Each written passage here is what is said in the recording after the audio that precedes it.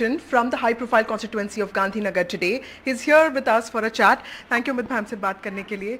कल आपका road show इतना शानदार और इतने लोग थे, पूरा कल्चर गुजरात का सामने आया. अब देश भर में रोड शो कर रहे हैं, पर मुझे लगा कि काफ़ी कल अलग था. नारनपुरा से सरखेज से जो है आप गांधीनगर गए हैं. इस जर्नी को रोड शो के कॉन्टेक्स्ट में आप कैसे देखते हैं सर? देखिए, रोड शो में सबसे स्पेशल बात ये थी कि मैं उस क्षेत्र में रोड शो कर रहा था जहाँ मैंने पोस्टर चिपकाए है, पार्टी के लिए वॉल पेंटिंग किया है. यही क्षेत्र से मैं बहुत छोटे कार्यकर्ता से यहाँ तक पहुँचा हूँ. 30 साल से यहीं की जनता मुझे विधायक भी बनाई, सांसद भी बनाई, पार्टी का अध्यक्ष में भी मैं बना, देश का गृह मंत्री बना, मोदी जी का साथी बनकर गुजरात में और देश में उनके मंत्रिमंडल का हिस्सा रहा. ये मेरे लिए बहुत गर्व की बात है. और मैं आज मानता हूं कि मेरे जीवन में गांधीनगर की जनता का प्रेम और आशीर्वाद बहुत महत्वपूर्ण है. कल जिस प्रकार से हर उम्र की माताओं बहनों ने आकर 7 साल की बच्ची से लेकर 91 साल की माता तक पुष्प बरसाए और आशीर्वाद दिया है, भले वो शायद 100 मीटर दूर मुझसे खड़ी हो, मगर मेरे लिए बड़ा भावुक क्षण था. अमित भाई, देश का पहला फेज पोलिंग शुरू हो गया है. साउथ पे सबसे ज़्यादा फोकस मुझे ऐसा लग रहा है. साउथ से क्या उम्मीदें हैं सर इस बार? देखिए, इस बार हम साउथ में मुझे लगता है कि हमारा सबसे अच्छा प्रदर्शन करेंगे.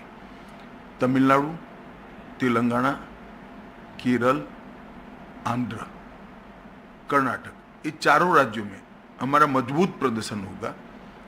दक्षिण में पहली बार मोदी जी की पॉपुलैरिटी इस स्तर पर पहुंच चुकी है जो अब चुनावी नतीजों में कन्वर्ट होगी. हमारी वोट शेयर तो 14 में भी बढ़ी, 19 में भी बढ़ी थी, मगर हम उस स्तर पर नहीं पहुंचे थे जिससे सीट बन पाए. इस बार मुझे पूरा विश्वास है कि सीटें भी बनेगी और बड़ी संख्या में हमारे साथी वहां से चुन कर आएंगे. अमित भाई, अफवाह कह लीजिए, एलिगेशन कह लीजिए, बार बार कांग्रेस जो कह रही है कि कॉन्स्टिट्यूशन बदलेंगे, 400 पार होगा, इससे क्या लाभार्थी बेस जो है मोदी जी का, उस पर कोई भी असर पड़ सकता है? देखिए वसुधा जी, ये बात को वो आरक्षण से जोड़कर प्रच्छन्न रूप से कह रहे हैं. मैं खुलकर इसका जवाब देना चाहता हूँ. हमारे पास 2014 में भी संविधान बदलने के लिए पूर्ण बहुमत था, एनडीए की बात करें तो, और 2019 में तो भाजपा का स्वयं का पूर्ण बहुमत था. 10 साल से मोदी जी पूर्ण बहुमत के साथ शासन कर रहे हैं. हमने कभी आरक्षण को छेड़ा नहीं, मगर आज आपकी चैनल के सामने मैं स्पष्टता कर देता हूं, हम ना कभी आरक्षण के साथ छेड़खानी करेंगे, ना किसी को करने देंगे.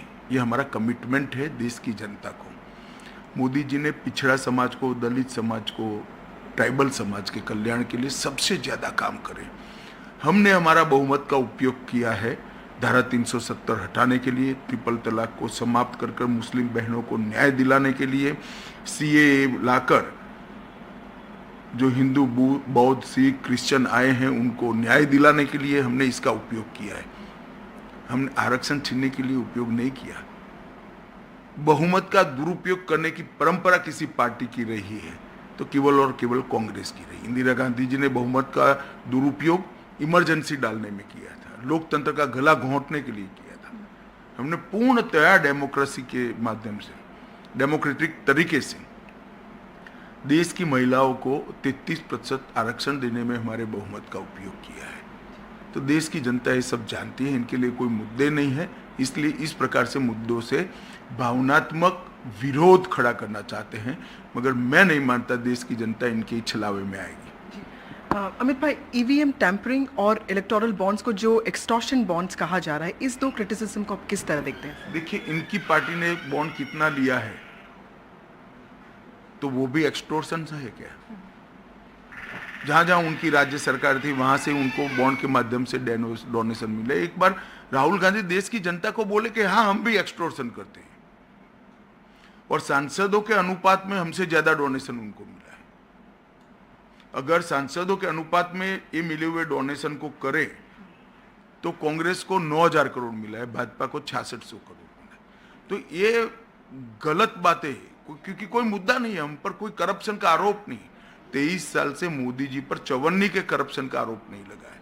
इसलिए एक इल्यूजन, एक भ्रांति खड़ी करना चाहते हैं कि जिससे ये जनता में एक प्रकार से भ्रांति खड़ी हो, सफल नहीं होंगे। और जहां तक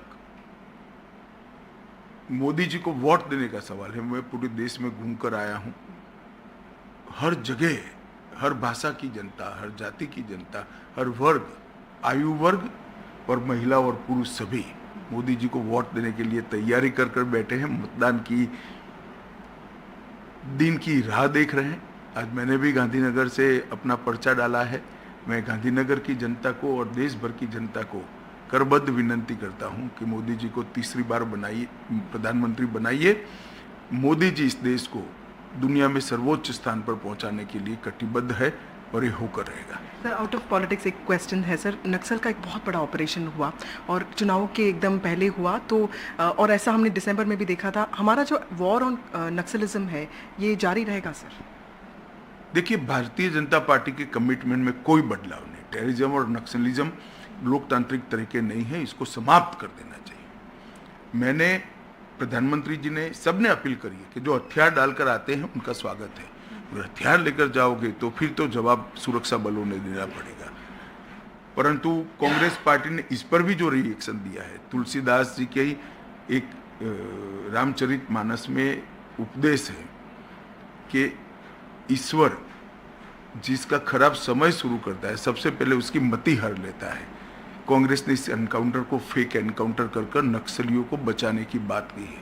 मैं इसकी घोर निंदा करता हूं। कांग्रेस सरकार जब तक छत्तीसगढ़ में थी, नक्सलियों पर ऑपरेशन नहीं होते थे। 90 दिन में हमारी सरकार ने ऑपरेशन किए, 87 नक्सली मारे गए हैं, 123 नक्सली अरेस्ट हुए हैं और 253 नक्सली सरेंडर किए हैं।